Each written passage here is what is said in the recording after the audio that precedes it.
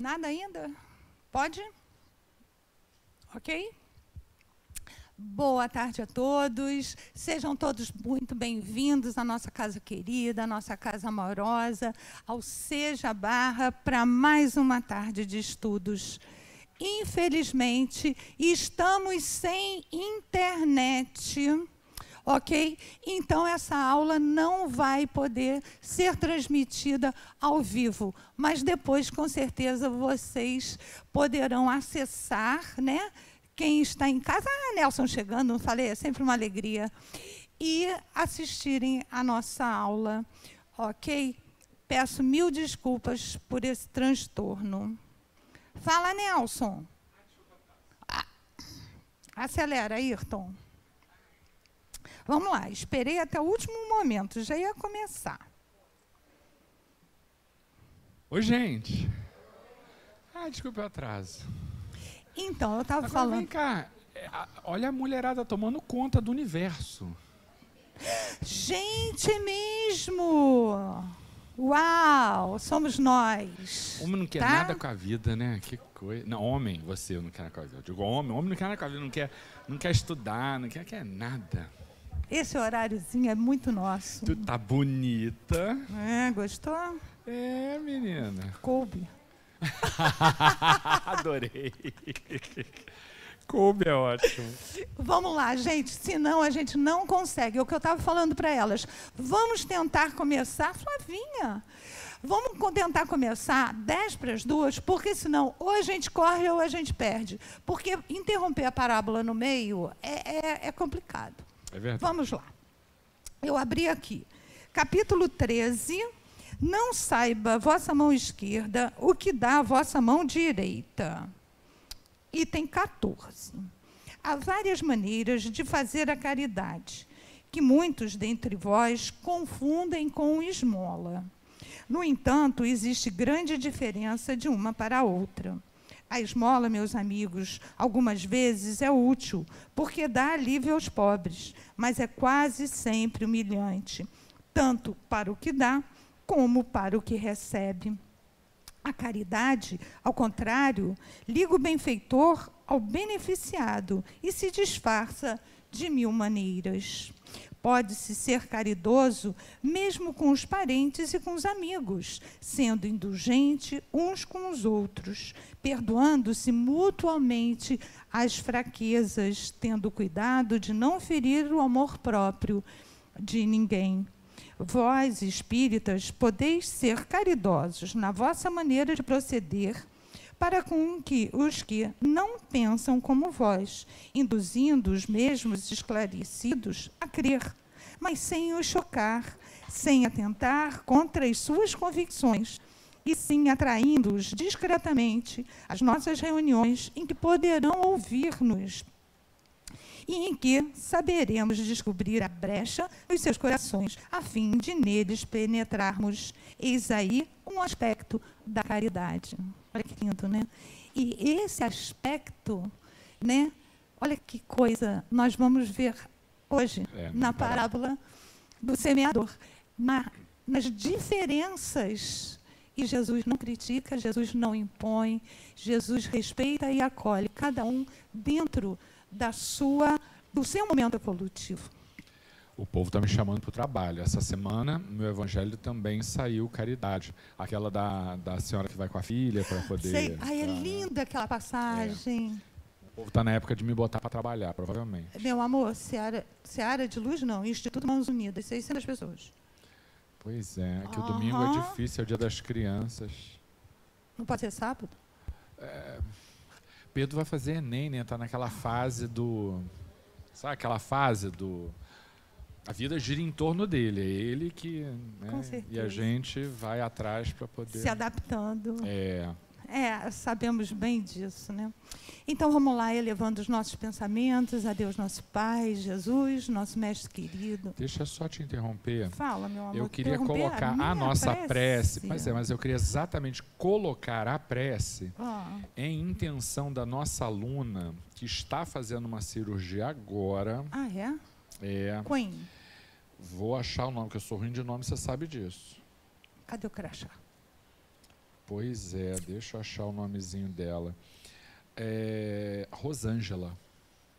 Rosângela. Rosângela.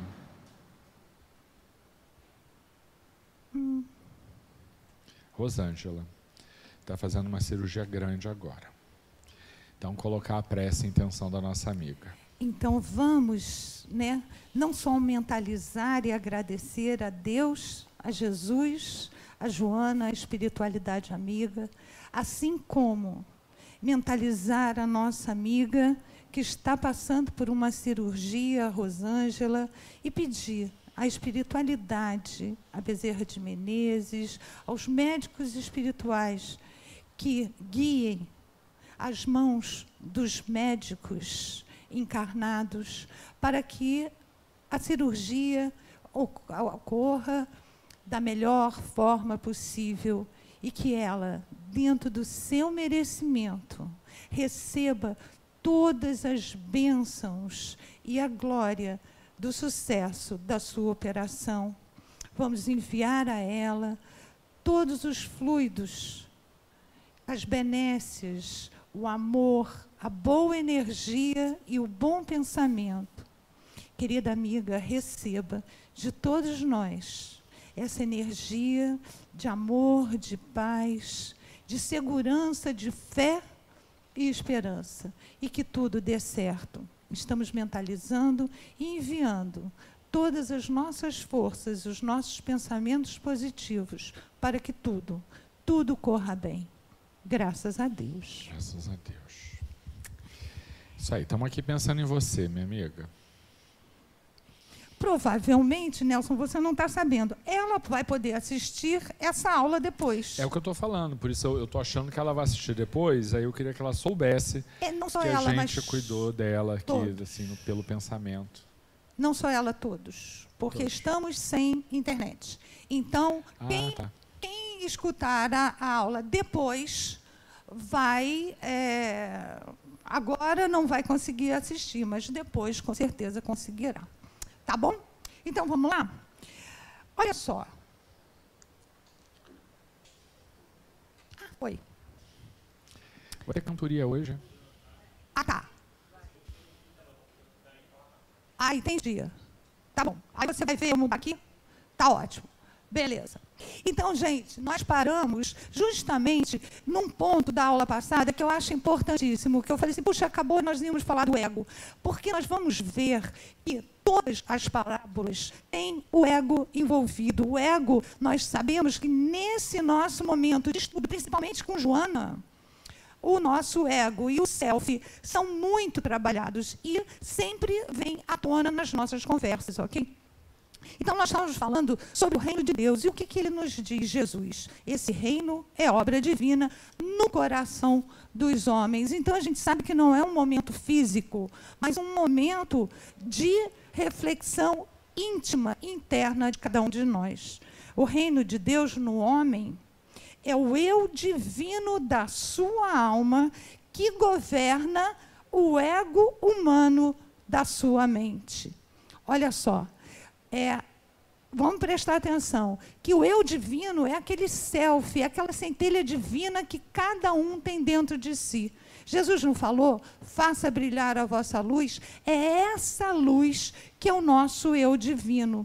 É a pura essência do nosso ser.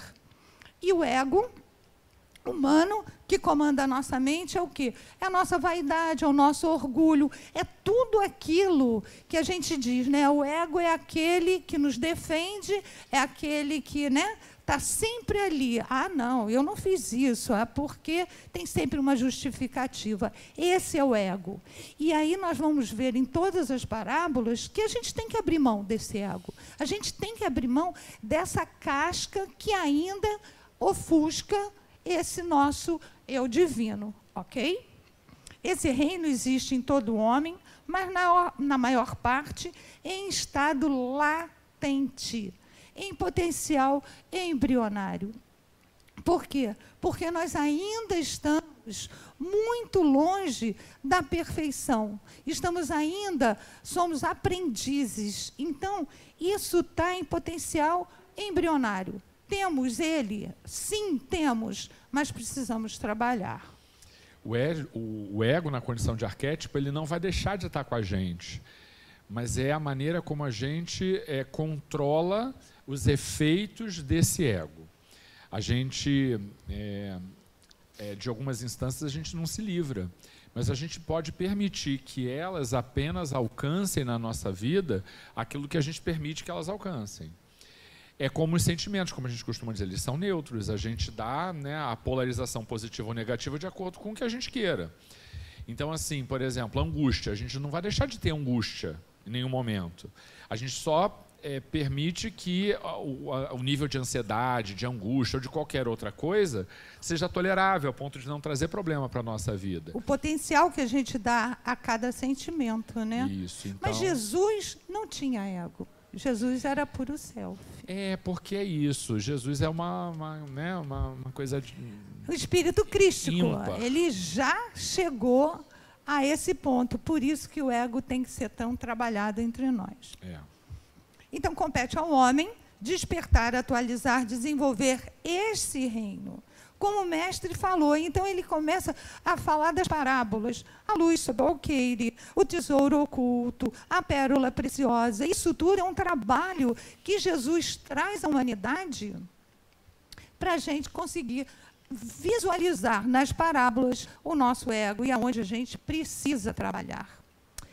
O ego seria o falso eu, ou a alma, né, o espírito, a alma, o verdadeiro eu. Então, é só para ilustrar. Né? O falso eu julga, o self não julga. Busca por aprovação, reconhece o seu valor. É pesado o falso eu, o eu verdadeiro é leve. E vi outro que eu achei bem interessante, foca nas falhas, o outro foca nas oportunidades. Esse, então, é batata. Eu sou a vítima, né? Deus quer que eu sofra. O verdadeiro eu diz, eu crio a minha realidade, eu sou herdeiro de mim mesmo, eu sou responsável pelas minhas atitudes, né? Existe o que é e o outro é a aceitação. Então, o que nós temos que trabalhar em nós? Todos esses sentimentos do eu verdadeiro, que a gente sabe, né, que as grandes chagas da humanidade são a vaidade, o orgulho, o egoísmo, e isso tudo o verdadeiro eu não tem. Divaldo nos disse, né, quando encontrou o Espiritismo, ele não descobriu o mapa do tesouro. Eu achei lindo isso, mas o tesouro imediatamente. Tá? Quando Jesus diz, eu sou o caminho, a verdade e a vida, né, só através de mim chegareis ao Pai, ele está dando o caminho. Mas quando você encontra, como Divaldo falou, o Espiritismo, a doutrina completa, está ali. É o tesouro. É só pegar e usufruir dele. Mas precisa saber usá-lo, né? Porque também ter um tesouro nas mãos não significa que a gente vai ser feliz, né? Não. A gente saber tem usá-lo. que saber usar, tem que saber fazer disso uma meta de vida e tal, é outro papo. Então, vamos lá. Se o Consolador prometido é o nosso tesouro, o que eu tenho feito? Né? Eu só guardei dentro da gaveta? Tranquei no cofre? A transição planetária está aí, nós estamos vendo, passamos por uma pandemia, agora estamos enfrentando no planeta uma guerra. E o que a gente está fazendo? Não podemos dizer que não fomos avisados. Há 2000 anos, olha as parábolas, olha Jesus nos falando e nos mostrando. Está tudo aí. Então, qual é o objetivo? É tentar destrinchar o sentido dessas parábolas, porque nós já vimos que a parábola tem a verdade contida ali, naquelas alegorias, naqueles simbolismos todos. E de que maneira nós vamos colocá-las na nossa vida. A gente sempre tentou isso, né, Nelson? Mesmo dentro do Evangelho, dentro dos cursos que a gente dá, eu lembro bem também nos cursos de André Luiz, o que a gente faz com isso hoje, agora, encarnado? Está falando sobre coisas da vida espiritual? Sim, mas é igual lá em cima como é aqui embaixo. Então, vamos aplicar esses conhecimentos. Então, Essa é a nossa proposta, né? Fazer das parábolas o nosso aprendizado e a nossa atitude em vida. Eu acho que isso é importante, Laura, porque quando nós vimos a doutrina espírita como uma doutrina filosófica, a gente sabe, né, o papel filosófico da doutrina, a gente não pode perder de vista. Estamos combinando, olha só, com risquinho, quase o mesmo tom, viu? Olha, e a gente não combina a roupa. A gente não combina. A gente imagina, se vou ficar combinando roupa, tem a minha cara, isso? Não tem. A minha cara, você vai com que roupa hoje? Eu levei um susto, porque o risquinho é igual. É igual, é verdade. Você está um pouco mais magra que eu, vou chegar lá também. É ruim. Gente, eu adoro. Vai. Oi? É o quê? Mas ela sempre foi elegante. Seus Não. olhos que não enxergavam isso. Então, quem eu? Já, claro. Não, eu já fui gordo, minha filha. Eu tive 107 quilos. Cheinho é uma gentileza sua. Eu tive 107, né? Então, cheinho. Cheinho de muita coisa com 107. Toca o barco. Aí eu dizia... Perdeu a onda. Perdi não, eu me lembro. Eu dizia que a gente tem o aspecto filosófico da doutrina, mas a gente não pode descuidar disso, porque tem muito espírita que estuda e faz do estudo da doutrina um estudo teórico, como quem estuda aritmética, como quem estuda astrologia, como quem... E na hora que passa pelos eventos de dificuldade da vida, não usa, não linka, não transforma. Então, a gente vinha te falando isso. Olha, qualquer coisa que a gente vá fazer, qualquer coisa que peçam para a gente estudar, vamos sempre tentar botar isso na vida. Botar em prática. Não é fazer um curso teórico, difícil, profundo, não sei o quê. Apesar de que a Ló tem vindo com umas coisas de búdico, não tem umas coisas assim, né? Pensa, Nelson. Ela tem vindo com uns negócios assim, mas é fazer isso prático, fazer isso útil, fazer isso real na vida das pessoas. Porque a gente não precisa complicar. O que a gente tem que fazer é ser feliz, é estar melhor, é fazer a transformação. Então, estou contigo, concordo. E a gente vai ver que Jesus nos traz a simplicidade dentro da complexidade. É impressionante. Tudo que ele fala é tão simples, mas para nós tão complexo. Basta dizer o amor. Quem é que sabe o que é o amor? Eu estou vivendo. O que é? O que é? Eu estou vivendo. Eu estou na fase, amiga. Gente, o amor é lindo. O que é amor? Não sei, assim, é muita, mas eu estou na fase. Isso porque não bebe. Gente, não bebe. Eu vou te dar um porre. Gente. Mas é isso aí, gente. Esse slide é o que a gente tem que levar sempre adiante. Preciso sair da minha zona de conforto. E nós vamos ver na parábola do semeador justamente isso. Aonde é que nós estamos? Então, vamos lá. O que nós vimos? O que parábola tem? O símbolo material e o símbolo espiritual. O material é o que a gente vê, o que a gente entende, o que a gente compreende, o que a gente conhece. O que faz parte ali da realidade social do indivíduo. Ok. E o espiritual? Depende do estado de evolução de cada um. Lembra, quem tem mais vai receber mais. O amadurecimento espiritual, esse conhecimento das leis de Deus mais ativas. Porque a gente sabe que essas leis estão dentro da gente. Agora, lembra do embrionário? Exatamente. Vamos tirar dessa fase embrionária e colocar, né?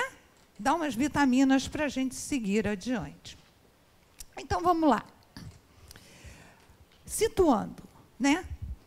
Em Mateus, nós vamos ler Mateus, capítulo 13. Essa parábola do semeador está neste capítulo.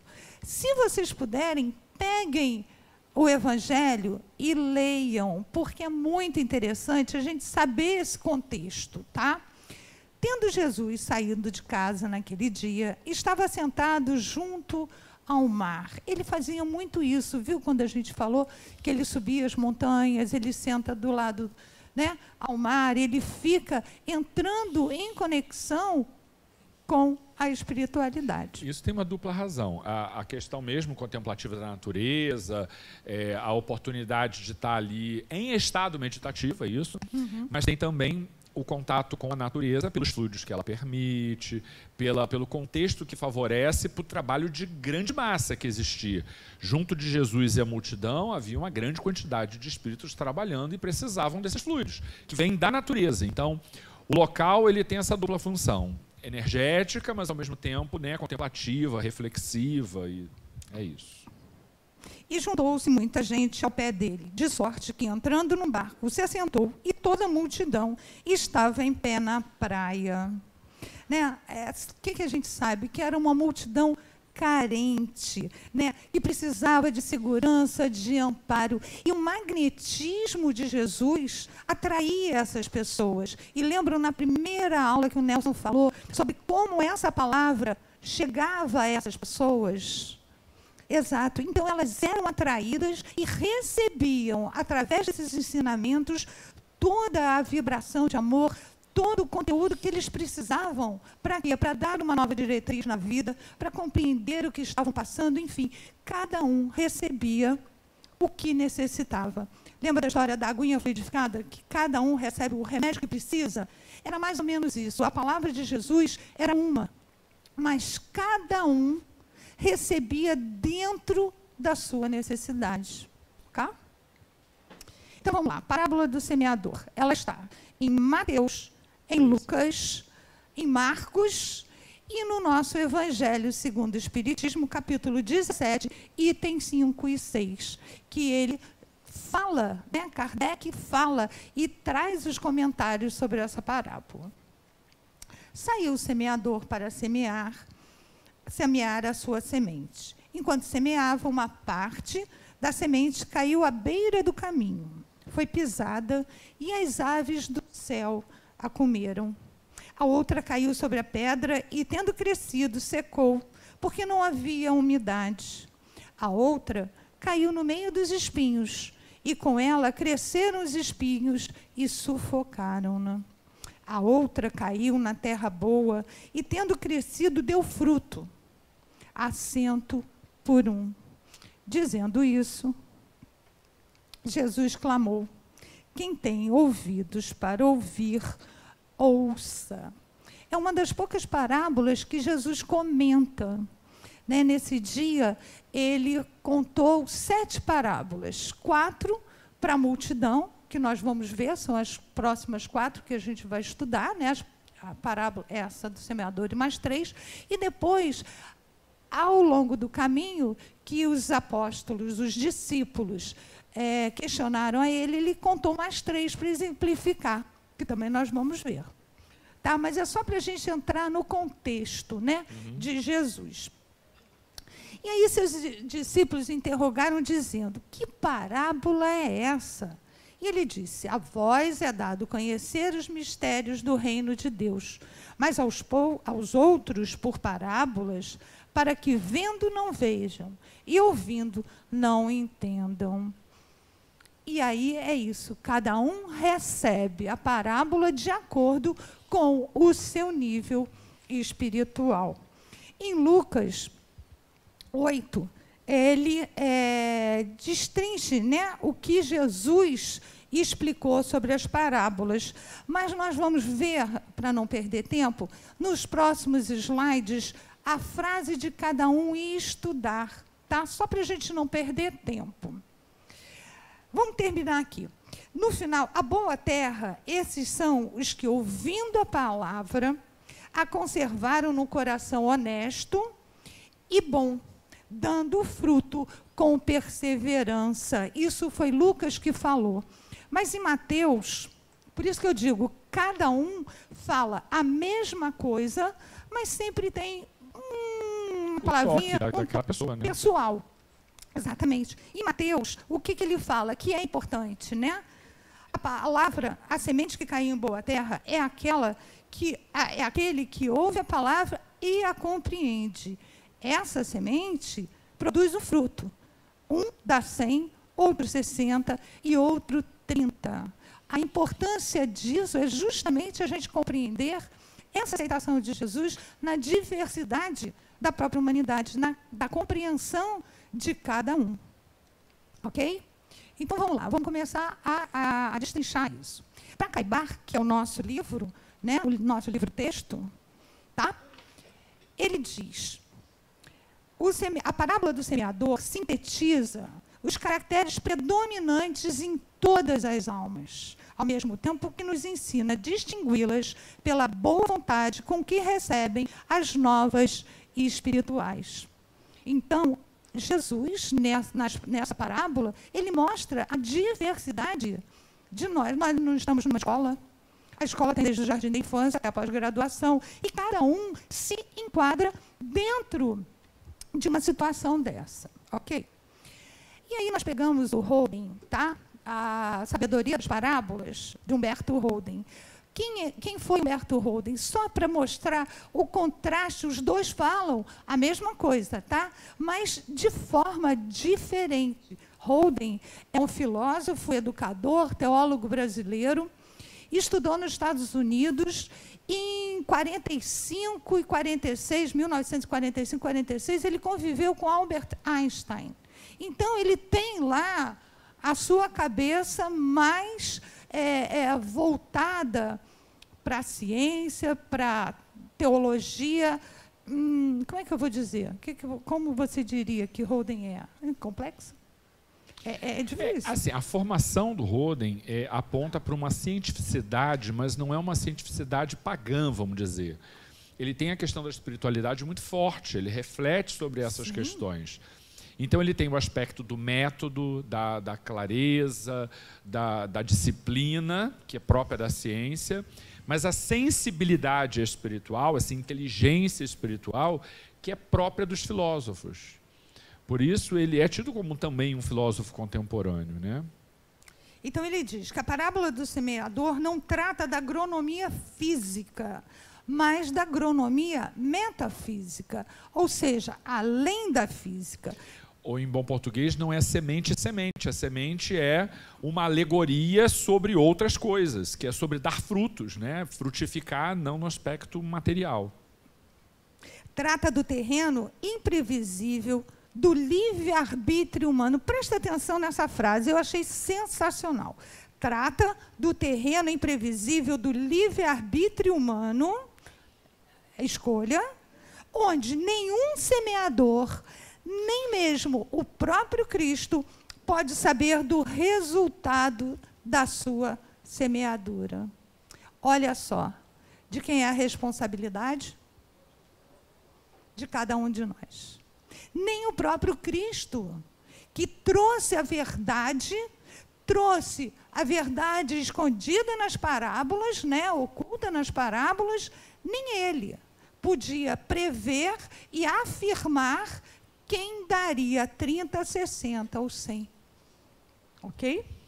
Eu acho que um aspecto, Laura, que assim me impressiona, vamos dizer, muito, é que Jesus, pela capacidade que tinha, talvez ele conseguisse ver bem como o que ele falava reverberava em alguém. Mas por que é incomensurável a extensão de uma semeadura? Porque quando alguém, vamos lá, a gente está aqui num movimento evangélico e a gente semeia para 50 pessoas. Mas o que essas pessoas vão fazer com esse conteúdo ou com essa transformação dali por diante? E quanto isso vai multiplicar infinitamente por aí adiante? Livre-arbítrio. A gente não sabe. Então, o alcance de uma semeadura vai para além dos frutos que aquela semente está dando, porque aquela semente, por sua vez, será uma nova árvore que gerará novos frutos. Então, esse eu acho que é o aspecto multiplicador que a gente não consegue dimensionar. Muitos começam com ânimo e desanimam no meio da caminhada. Outros, às vezes, são menos motivados, daqui a pouco, né, alguma coisa os faz despertar para a vida.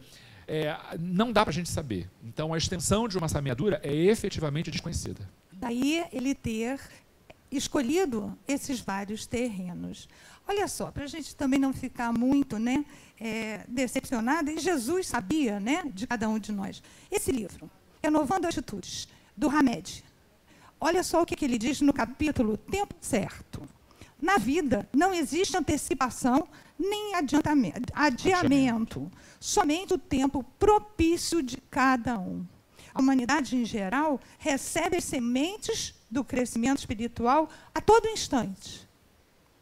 Constantemente, a organização divina emite ideias de progresso e desenvolvimento, devendo cada indivíduo absorver a sementeira de acordo com as suas possibilidades e habilidades existenciais.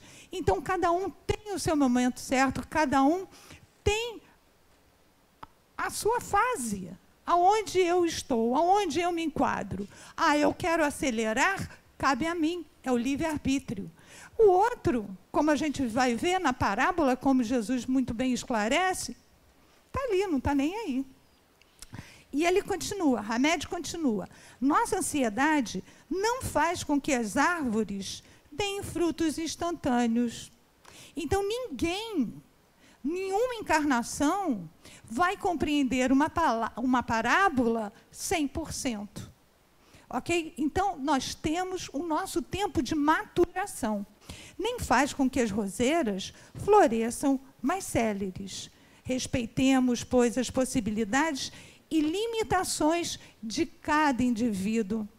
Olha o nosso evangelho que nós abrimos, falando exatamente sobre isso, né? Que é caridade, acatar as limitações de cada um, o momento evolutivo de cada um.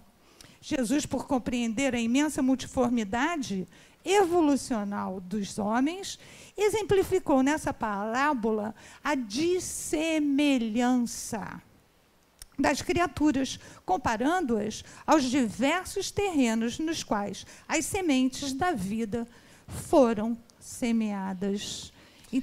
A gente precisa entender que, a gente já falou isso, né? Que a gente não tem uma interpretação única, isso depende de um monte de fatores, né?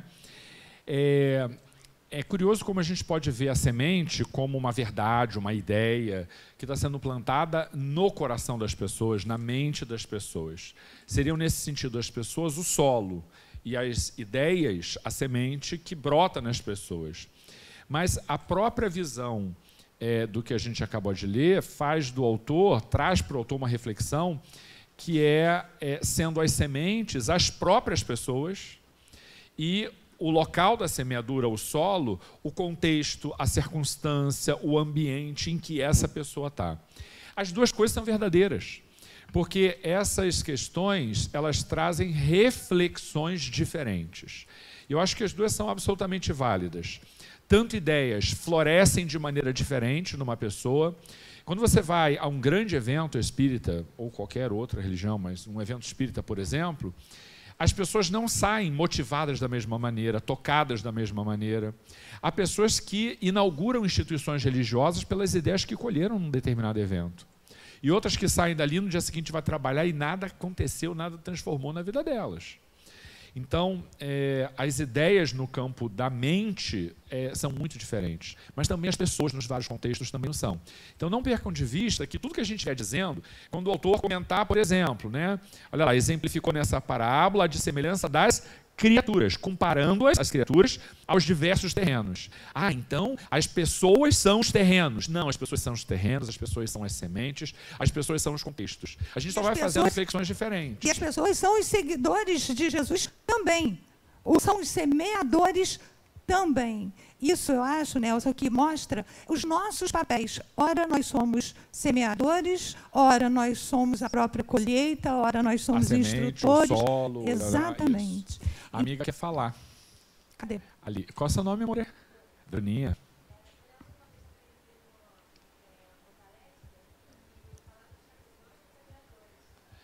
Você assistiu uma palestra em que a pessoa dizia que nós somos os semeadores.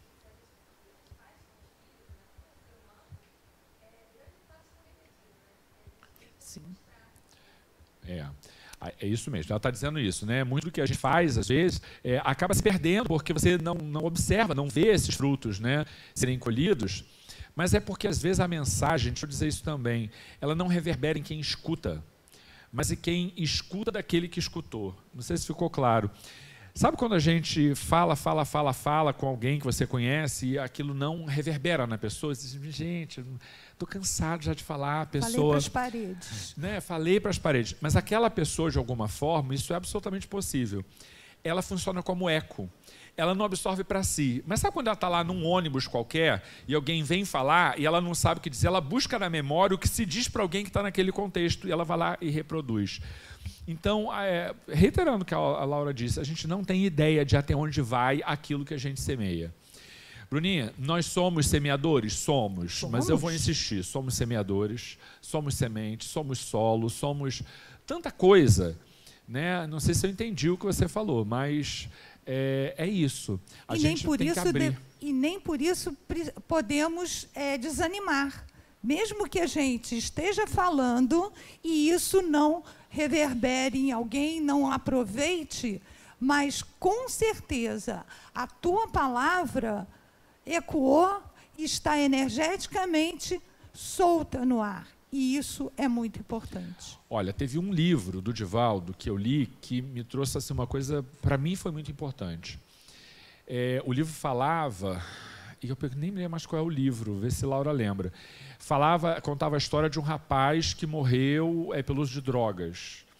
E aí falava do movimento Jesus e a Paz, não sei o que é a Paz, que o Divaldo faz aí pelas cidades. Tá, né? Tem. E aí ele foi fazer um evento desse e ele contava como a equipe de Joana trabalha no todo entorno. E havia, assim, algumas quadras dali, uma família cujo filho havia morrido pelo uso de drogas. E aí o Divaldo falava que para a equipe de Joana fazer o evangelho com essas pessoas que estavam ali desencarnadas, em sofrimento e sendo recolhidas.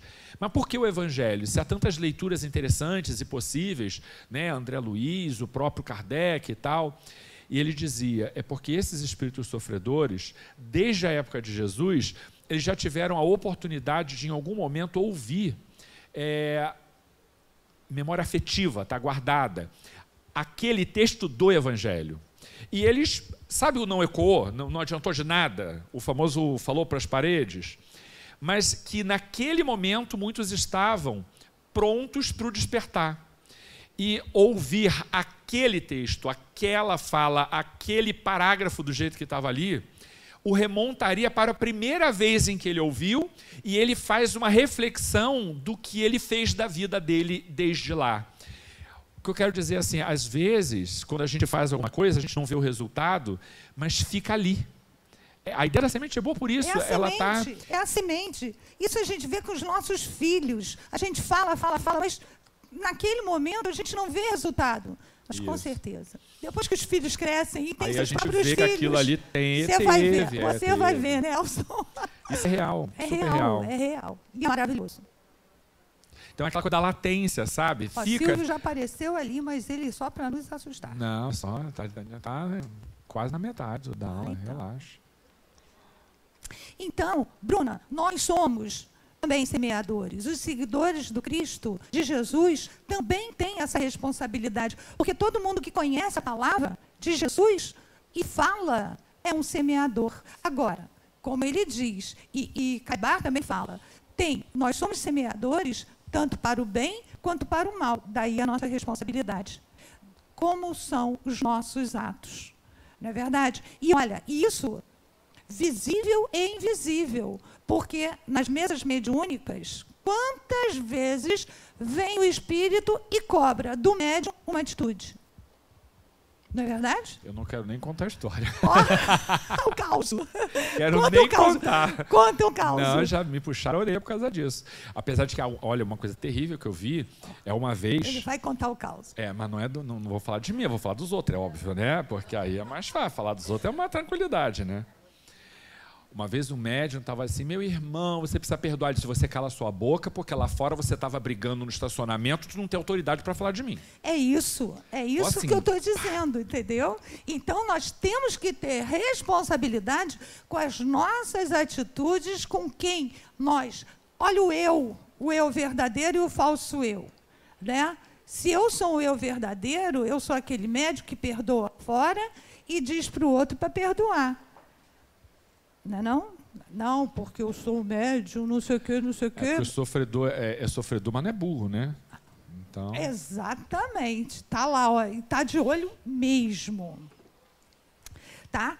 E aí nós vamos ver que nem todos os pregoeiros, isso é Caibar que fala, a palavra a pregou tal como ela é, em sua simplicidade e despida de formas enganosas. Nós temos que ter cuidados, andou tão em moda as fake news, não é verdade? Por quê? Os falsos profetas que Jesus nos falou, por que isso? Porque muitos daqueles que pegam os microfones nem sempre têm boas intenções.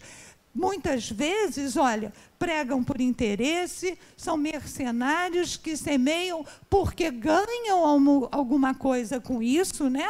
Outros para se vangloriar, enfim. Então, nós temos que ter muito cuidado com quem a gente escuta e com quem a gente segue. Por quê? Falar é muito fácil, fazer é que são elas. E somos os seguidores de Cristo? Sim. Somos semeadores? Sim. E isso nos traz muita responsabilidade. Então, o que é a semente, né? A semente é a palavra de Deus, todo mundo sabe. E são as leis universais, a lei do amor, que abrange, olha a nossa doutrina, religião, ciência, filosofia, a moral, que tanto nos falta, né? Hoje em dia. Inclusive os profetas, todas as profecias, o que Jesus falou? As profecias serão cumpridas. E isso vai continuar acontecendo. E aí, o que a gente vê, né? Como Caibar falou, que a religião ultrapassa, transcende o homem, o tempo, o espaço. E essa é uma lei, amar a Deus sobre todas as coisas e o próximo como a ti mesmo, única. Desculpe. Quem é que rouba se ama o próximo? Quem é que cobiça a mulher do outro se ama a Deus e ama o próximo como a si mesmo? Então, me engasguei. Não tem água. Então, a gente vê que isso é uma lei que está dentro de nós. Todas as leis estão gravadas na nossa consciência. E a semente é uma só. Por quê? A semente é a verdade, a lei universal. E a gente sabe que as leis universais são eternas. E a lei material, ela muda conforme o quê? Conforme a própria evolução da humanidade, conforme o momento que a humanidade está vivendo. As leis mudam. Umas se tornam desnecessárias, outras são implantadas pela necessidade que a humanidade está vivendo. E assim nós vamos caminhando. Mas a palavra, a semente, é uma só. Ok? E o que Jesus falou? Quem me despreza e não recebe as minhas palavras, tem quem o julgue. A palavra que falei, esta o julgará no último dia. Como Jesus diz, eu sou. Eu estou sem bateria. Xiii. Acabou minha bateria. Está chegando. Estão calando a minha voz. Uau. Não, olha, todo mundo perguntou por esse piano. Eu disse, não, eu vou tocar, você vai cantar. Eu não. Você sabe cantar? Então pronto, empatou.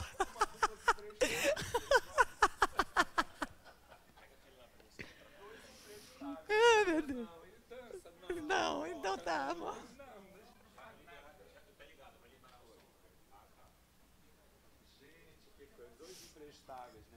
Mas olha, eu falo, eu tenho inveja de quem toca. Ai, eu acho lindo. Mas me chama que bagunça eu faço, assim. Eu não toco. Ah, eu também. Torcida é comigo mesmo. Não, ele disse que ainda vai não ligar, ligou. vai aumentar lá. Ligou. Obrigado, Leandrão. É isso, me perdi do que eu estava falando. Mas é isso. Tem quem o julgue a palavra, nós estamos falando da palavra, da verdade, que aquilo é que vai trazer, aquela verdade que está na nossa consciência, essa vai nos julgar. Ok? Nós sabemos disso. Até não termos condições, né? Até que germine aquela semente dentro de nós da evolução espiritual, o que acontece? Nós teremos outros que nos ajudem, né, a caminhar nas escolhas dos processos encarnatórios, dos desafios, enfim, dos karmas, né, como cada um quer chamar. Mas, fora isso, quando já tivermos consciência, essas leis estarão a nos julgar.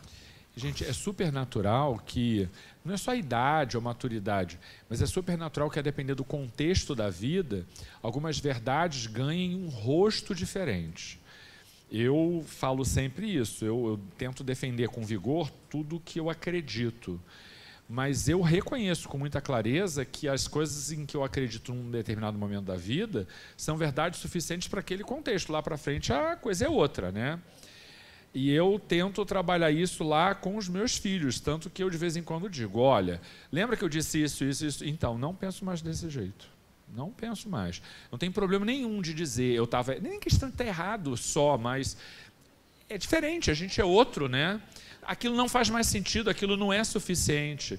A gente tem que ampliar essa consciência para a aplicação desses valores em outros contextos, em outras verdades, e a gente vai ampliando isso. E quanto mais a gente amplia, eu sempre digo isso, a gente chega a um ponto que a gente reconhece, olha, hoje é o que eu penso.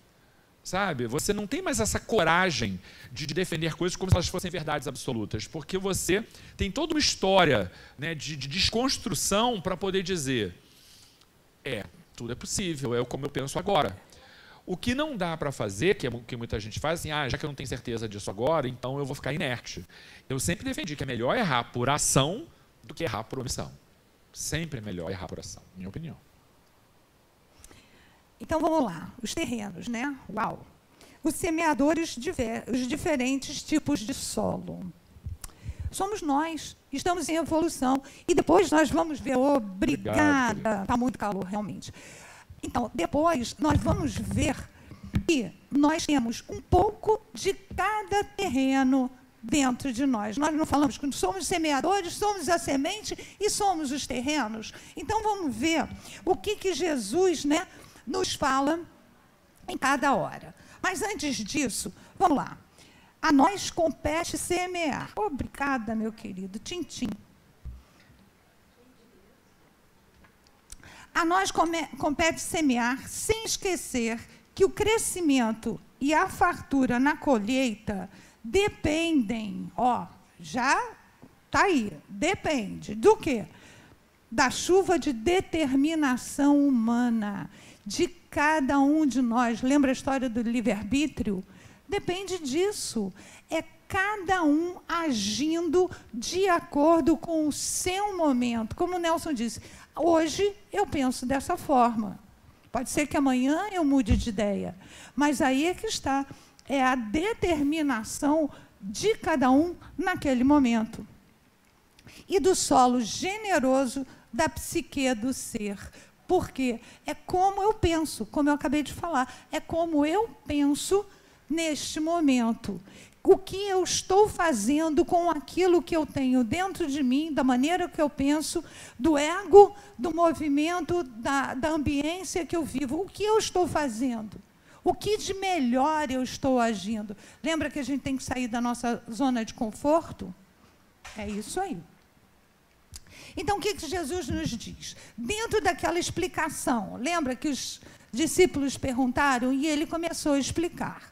Os que estão à beira do caminho são os que têm ouvido. Então, vem o diabo e tira a palavra dos seus corações para que não suceda que, crendo, sejam salvos. Olha que interessante, tira a palavra para que aqueles que acreditam não sejam salvos. Olha aí, é o diabo. O diabo está em Lucas. Mas, em Mateus, só para a gente sentir a diferença, né? O maligno vem e arranca o que foi semeado do seu coração. E Em Marcos, ele fala em Satanás. Isso é só para a gente ver que é tudo a mesma coisa. Os três se referem com essas palavras, né, essas designações, o ego humano. É um mal. A gente sabe que o ego é o nosso maior amigo, porque nos defende de tudo, mas, ao mesmo tempo, é o nosso maior inimigo, que não nos deixa ver, não nos deixa enxergar, encobre os tantos erros e equívocos nossos. Ok? Perfeito. À beira do caminho, onde passam todas as ideias, lembra o Nelson falando? Passou a ideia, mas frutificou? Não, caiu, o vento levou, o passarinho comeu e nada aconteceu. Então, o que acontece? Recusam as possibilidades de conhecimento que acontece. É aquele, deixa quieto, está tão bom do jeito que está. Não interfere. Aí vem aquela ideia, o cara diz, não é o momento, não. Tchau, segue adiante. Então, é aquele que é indiferente. São os materialistas, aqueles de coração duro. E Jesus menciona isso, porque o povo tinha o coração duro. E ele tinha que arrumar uma maneira de chegar a esses corações. Essa é uma das razões, Laura, porque eu digo que é melhor errar por ação do que por omissão. Kardec, quando alguém chegava e dizia assim, porque eu queria que convencesse e tal, ele sempre disse, não quero convencer ninguém. Se alguém quiser esclarecimento, esse é o papel do espírita. Mas eu sair para convencer alguém que não quer, não é isso. E é como ele diz, o indiferente, ele é inatingível. O indiferente, ele não vai ser modificado. É melhor aquele que pensa contrário, mas que deseja o esclarecimento, porque o contestador, uma vez esclarecido, ele muda o rumo e ele continua vigoroso. Exatamente. Na difusão do evangelho. O indiferente, não. O indiferente é o preguiçoso por natureza, que fica inerte até, sabe Deus quando, quem sabe que também isso não é infinito, né? Mas eu ainda acho melhor o contestador, o cri-cri. Porque ele está buscando. Exatamente. Na escola tinha uma professora que dizia isso. O fulano é insuportável, ele questiona tudo. Eu digo, gente, mas a escola não é para fazer as pessoas questionarem as coisas. Se ele questiona, ele já está um passo adiante, porque ele faz o que ele precisava fazer. E o papel do educador é porque a professora que ainda se vê como transmissor de conteúdo, né? Assim, fica passivo aí, que teu papel é receber, né? E não é isso, não pode ser. Tem rolado agora pelo Instagram, não sei se vocês já viram. Eles botam assim a foto da criança e diz, essa criaturinha faz não sei quantas mil perguntas por dia. Já viram isso? Nesses vídeos que ficam passando, que eles aproveitam os áudios agora para fazer esses TikToks aí da vida. E é isso, a criança, ela é uma investigadora natural.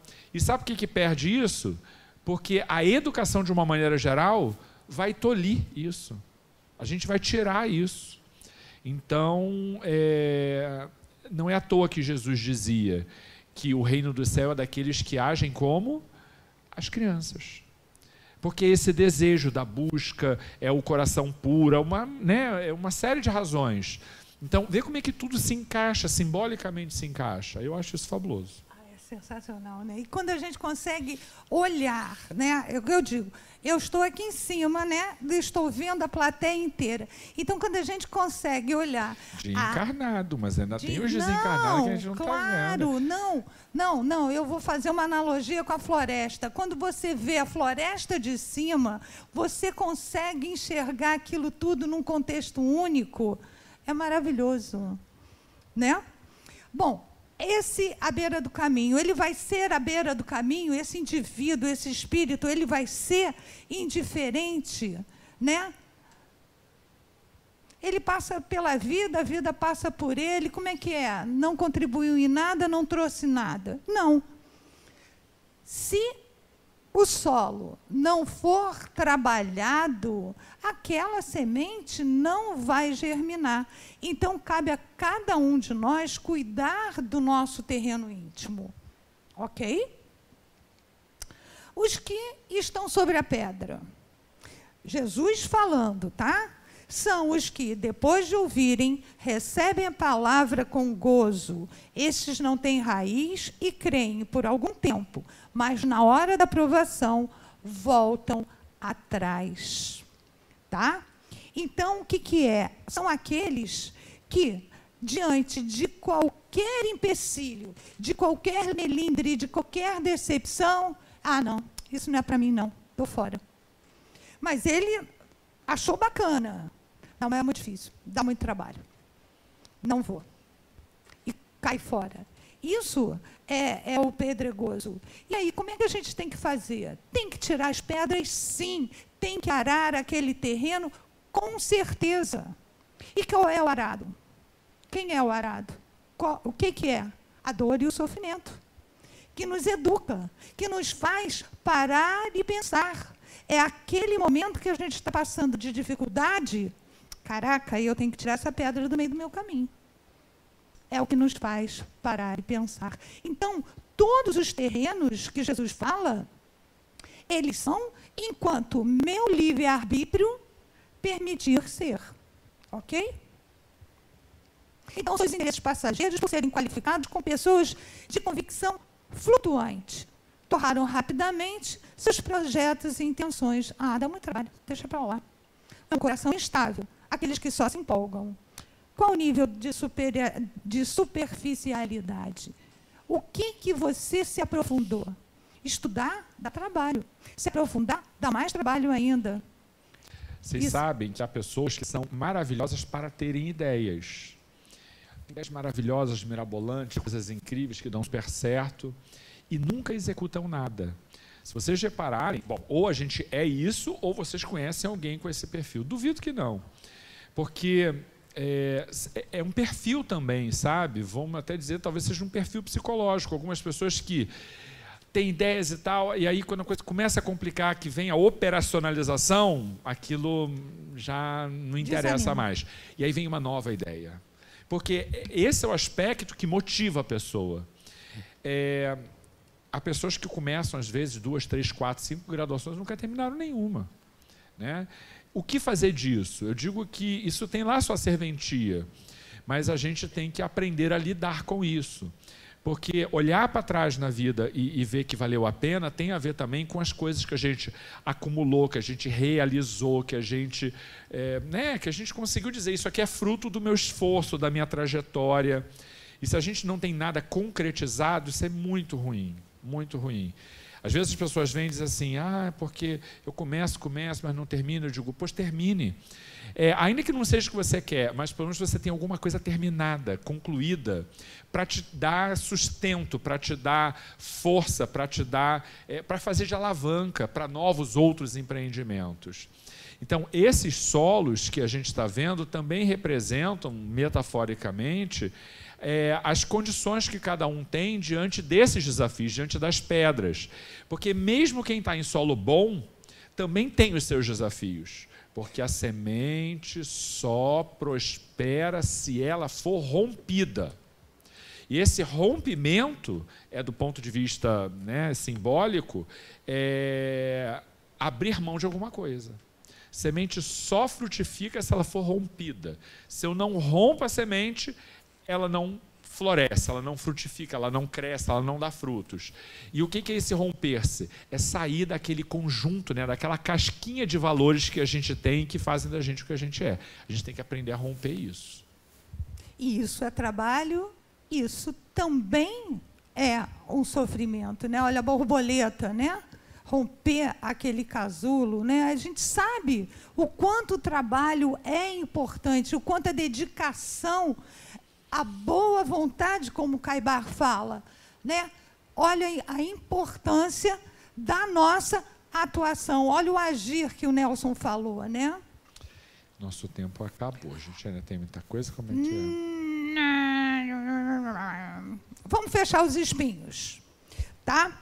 Então, os espinhos, o que diz? São sufocados pelas riquezas e deleites da vida, pelo egoísmo, a vaidade, e o seu fruto não amadurece. Isso quem disse foi Jesus. E o que a gente traz, para os espinhos? Vamos lá, a gente gosta da rosa, mas a gente gosta da rosa sem o espinho, Isso é o quê? É a nossa vida confortável sem as dificuldades. E muitas vezes, a semente sucumbe aos empecilhos, às tentações que estão na nossa vida. Isso remete ao quê?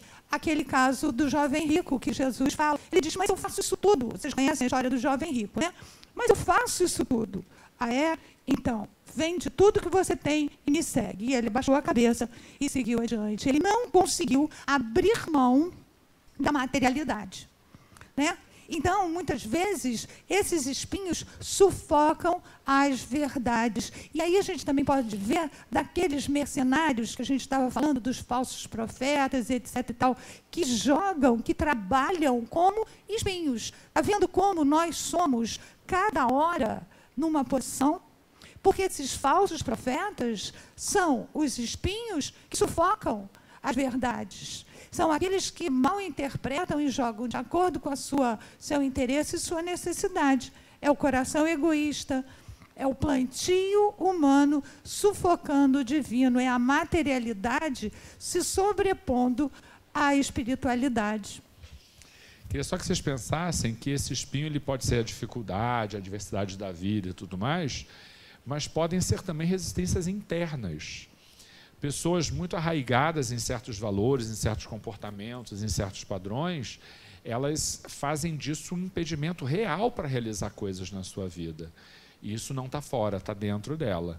Então, esses espinhos eles não são só exteriores, às vezes eles são mesmo, né, comportamentais, interiores mesmo. É isso, né, Laurinha? A gente pode retomar isso já na semana que vem? Então, vamos combinar? 1:50 a gente começa, porque exatamente os 10 minutinhos que estariam nos faltando. Só para a gente conseguir fechar uma parábola por aula. Tá bom? Agora, o que falta agora são reflexões, que são interessantes não só para essa... É a parte mais interessante, né? Pois é. Não só para essa parábola, mas para todas as outras. Então, não vai fazer diferença. Ok, meus queridos? Então, 1:50, combinado? Beleza. Vamos fazer a prece, então. Ai, minha água. Tintim. Já bebi a minha. Não dá para brindar com um copo vazio. Assim como a gente pediu na prece de abertura, né, pela nossa amiga que está fazendo cirurgia, acho que a gente precisa também pedir para esse povo todo que está em guerra, que a guerra é longe, mas é perto, né? Porque o tal do mundo globalizado, ele é isso, que acontece ali pertinho, rapidinho, reverbera aqui. E afeta todos. E afeta, não é só economicamente e tal, mas afeta mesmo, né, o equilíbrio e tal. Então, acho que a gente pode pedir por isso. Porque há muitas guerras, sabe, gente? Existem as guerras lá, das bombas e tal, mas há também as guerras familiares e tal, que são igualmente dolorosas. As guerras internas. As internas também, né? Então, mestre amoroso, te agradecemos por mais um dia de convívio, de divisão de ideias, de compartilhamento de experiências, mas também te pedimos, Senhor, que Tu acolha os corações sofridos, que Tu acolhas as solicitações de auxílio que saem do planeta inteiro, porque são muitas as dores que ainda vivemos, são muitos ainda os contextos de dificuldade. E nas guerras, né, nas guerras bélicas, nas guerras internas, nas guerras psicológicas, mas todos nós, de alguma maneira, vivemos conflitos. Que a Tua paz, Senhor, que é tão conhecida por ser uma paz de tranquilidade, de equilíbrio, porque Tu nos prometeste que não colocaria fardos pesados sobre ombros fracos. Que essa paz, essa certeza da tranquilidade, da solução de todas as mazelas, que esse sentimento de confiança possa tomar os corações e as mentes, da certeza que amanhã, ou em breve, os dias serão melhores. Que isso fortaleça as pessoas que passam por dificuldades nesse momento para superarem as próprias mazelas. Porque sem a esperança de dias melhores, de momentos mais tranquilos, a gente sucumbe muito mais rápido. Portanto, nós te pedimos que Tu nos traga, Senhor, a Tua paz. Que assim seja. Graças a Deus. Beijo, meninas. Meninos também, né? Que os meninos chegaram depois. Os meninos chegaram depois. Tchau, gente. Até a próxima. Leiam a parábola do joio e do trigo, ok? É a que nós vamos na próxima semana.